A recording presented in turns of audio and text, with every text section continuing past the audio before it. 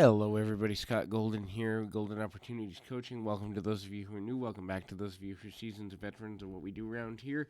We discuss psychological, emotional, and coaching topics in a discernible way for your benefit. If there's a topic you'd like to see us cover, please feel free to reach out and leave a comment below. We can get that done usually within a couple of days. And so there are things that you are looking for in terms of a serious relationship. We all have them. And today I'm going to run through about between 8 and 10 things that are indicators that you are indeed ready for a serious relationship. So many people, especially in Western culture and many Eastern cultures, where a level of relationship success is denoted as making you personally successful, rush themselves into serious romantic relationships. And it's really sad because sometimes undoing the damage of rushing oneself can take months or years of working with somebody. The reality is that while about 30 to 40% of people are actually ready for a serious relationship, it comes down to somewhere between 10 to 15% of people that are ready who actually find someone they're truly compatible with. And that, I honestly believe, after 13 years of working with people all over the world, comes down to the fact that people engage in rushing and they don't really look at true compatibility. So I figured doing this audio would be helpful for folks who are trying to go, hey, am I really ready to put myself back out there? Or, hey, is this a time when I need to do more self-reflection or when I need to refine my preferences? What do I need to be doing in terms of finding that lasting relationship? And so this is really, for me, going to be a fun video because this is something I work with people on. I'd say at least a good 60%, if not more, of my sessions come down to relationship building and people being ready or not ready, and then refining what they are really looking for when they're ready. So I would even encourage you, if you've just come out of a relationship or if you're thinking about dating post-COVID or even during COVID, you're using online dating, whatever the case may be, really take some notes here. Kind of use this audio as a self-reflection guide, if you like. And so, one of the things that is a good indicator is that you're ready to leave the stuff of the past behind. You're really ready to look objectively at your previous relationships and say, here are my mistakes, here are my blind spots, and here are my partner's mistakes and what I won't tolerate from another person. If you can do that objectively and not get emotional about it and not talk yourself in circles about how it's the other person's fault or how it wasn't fair or how it wasn't uncomfortable. If you can really objectively look and say, I learned XYZ from this relationship, I should have done ABC differently, and in the end, what I walked away knowing or the lesson I gained from it was, 1, 2, and 3. If you can do that without becoming emotional about it, you're ready to move into a connected relationship. And so if you are dating somebody, a lot of these apply to if you're dating somebody already. The things that you may be able to know that you're ready to go to that next level with that person, whatever that means. For some people, that means marriage. For other people, that means cohabitation. For other people, that means monogamy. For other people, that means trusting in a polyamorous relationship or trusting in some other non-traditional form of relationship or having a conversation. Everyone's different. And I really wish, if I had one wish for all of humanity, it's that communication between partners, be they heterosexual, homosexual, transgender, whatever you are, whomever you are, that communication about relationship expectations got better. I think if we focused more on communication in relationships, we completely would change the entire focus of our planet in terms of relating with each other and thereby be able to solve some of the non-relational problems like hunger and homelessness and things that are more social issues. We'd be able to solve them if we were in healthier relationships because people would be happier, therefore they'd be more creative. And so doing this work is really, really important. So the next thing on the list is silence if you can sit in silence with a person and you're just content with them being present, you're just content with them being there, if you don't need to fill the void of silence with something, a conversation or physical activity, if you can just be in the same room, in the same space, or in this case on Skype or Zoom, and just kind of sit with each other, just to know that you're there and together, and that becomes comfortable to you, and you're comfortable, more comfortable and happier with their presence. You're really ready to go to a serious level with them, because what that means is you are allowing yourself to be completely yourself 100% of the times within the confines of that relationships. When we're still in what I call the performer stage, we're thinking about what the other person's thinking, how they're feeling, how they're going to react to us, how they're going to respond to us. Did I say the wrong thing? Did I do the right thing? And all of those internal questions. When you get to a place where you can be alone in silence with somebody and just know that, hey, if I need to get up and go walk into the kitchen, I don't need to worry about if he or she is going to text on their phone and cheat.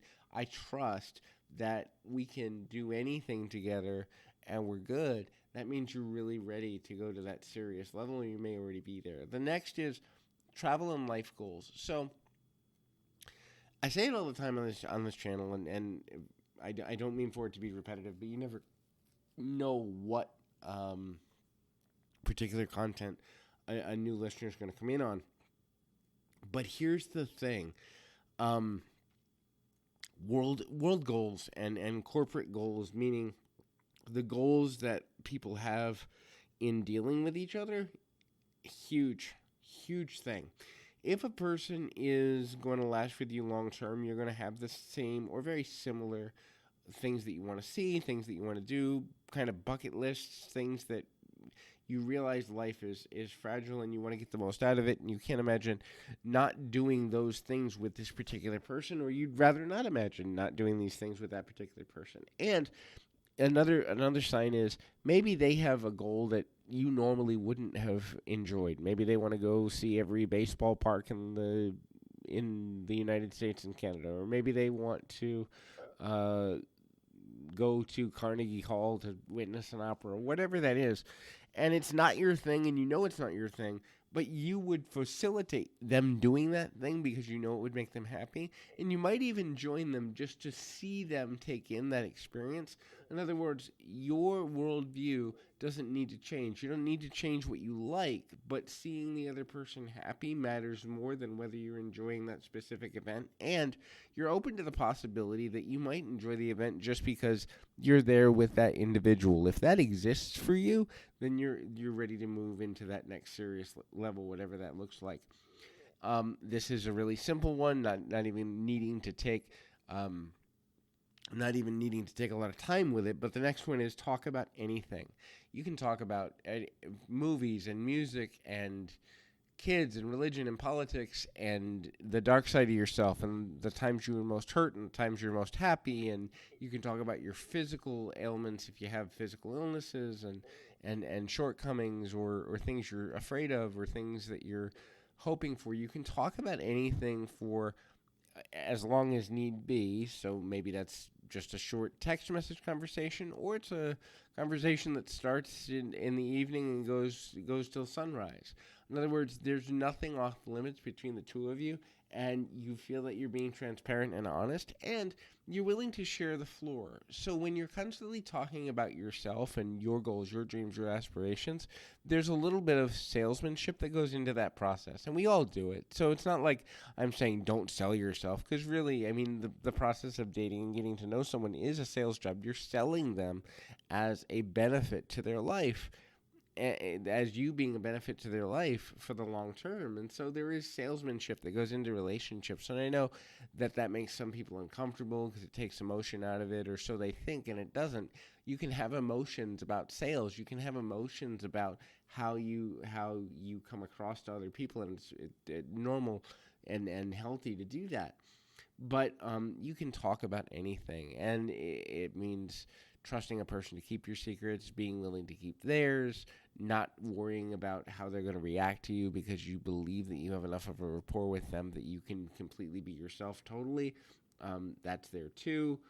So The next thing is when you argue, because it will happen. You're not going to have, and you wouldn't want. And this is a thing that people uh, don't understand.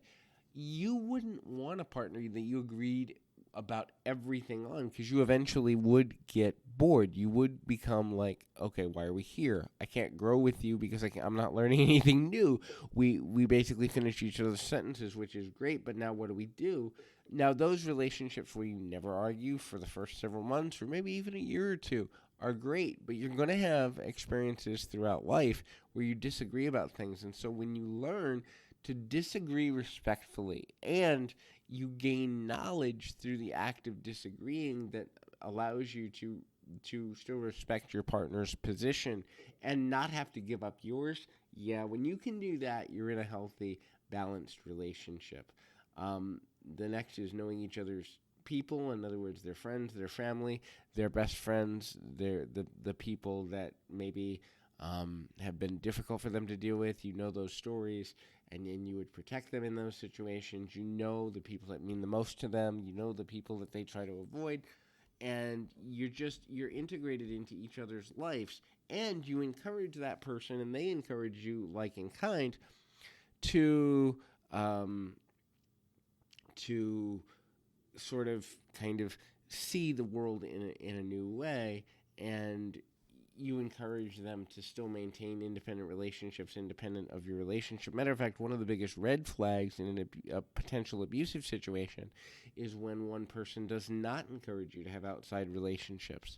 That is the beginning of social isolation, which can lead to other forms of abuse. And unfortunately, oh, he or she wants to spend all their time with me feels romantic and loving and amazing for some people, especially if they've been love-starved for an extended period of time. But when you start to see that in the early stages of a relationship run far, fast, and away, because about 8 to 9 times out of 10, it doesn't work out because there's a darker ulterior motive there. So the next one's going to seem kind of silly to people, but for animal lovers, getting a pet together. Now, that's a sign of a commitment, but it's also watching the other person as a caretaker. When you're ready to see your partner as a permanent force in your life, you want to know that they will take care of you well. Deep down, we don't want somebody to hear we have cancer, or hear we lost our job, or hear that we had some form of negative life experience, or we're going through a loss in our family, or whatever that is. We don't want that person to run away when times get tough, right? And so how they treat an animal, which is a defenseless being, the animals can't speak for themselves, they can't feed themselves, they need us to worry about their physical health. But how a person treats an animal is very indicative of how they would treat you if you were in a difficult situation. And so many couples will use the act of choosing a furry friend as a couple, and just kind of mirror imaging. Hey, this is how you interact with something cute and cuddly, and this is how you interact when you need to be a caregiver. And it's a really good way and a litmus test for the level of how serious to get about a relationship. Now, obviously, that doesn't work for non-animal lovers, but I almost wish that people, before they have children, because children are in a lot of ways a larger commitment than an animal, because that animal is only going to live a limited lifespan, right? Maybe 10, 15 years at the most, whereas a child is a lifetime commitment. I wish people who weren't necessarily sure about each other would look at having an animal first, even if it's something like a turtle or some fish, just to make sure, like, hey, do you get up and pay attention to these things? Do you feed these things every day? Do you clean their cage or living quarters? Again, I think there's a way to use that as a litmus test for the level at which you should get serious or might want to get serious with a person. The next thing is you're never bored with that person. So boredom happens when your worldviews are very different, and unfortunately people get bored with each other, and often what they do is they try to force themselves to be interested in what the other person's interested in, and that very rarely works. Sometimes, if you're a very flexible person, emotionally flexible, you can do that. You can force yourself to have interest in what your partner does. But most of the time, that doesn't work out. And so when you find yourself that you're never bored, even if you don't like a topic, but you enjoy listening to them talk about it, or you enjoy listening to them just kind of interact with their hobby or whatever, and no matter what's going on, from I went through the drive through, oh, I want to hear about it. I went, I had trouble sleeping last night, oh, I want to hear about it. If you're never bored when connecting and conversing with that person, it means that there's a serious relationship potential there. The next thing is you challenge each other.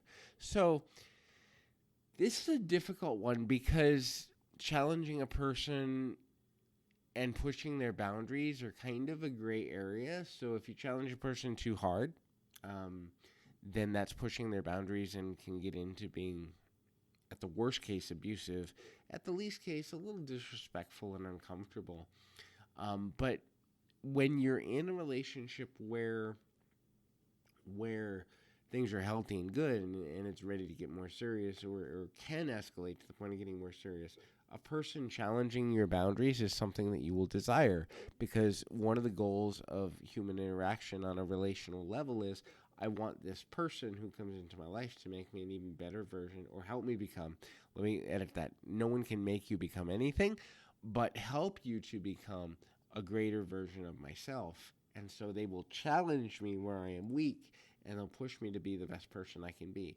And when you believe that that is the motive of a person in a relationship, it's worth investigating them as a longer-term solution.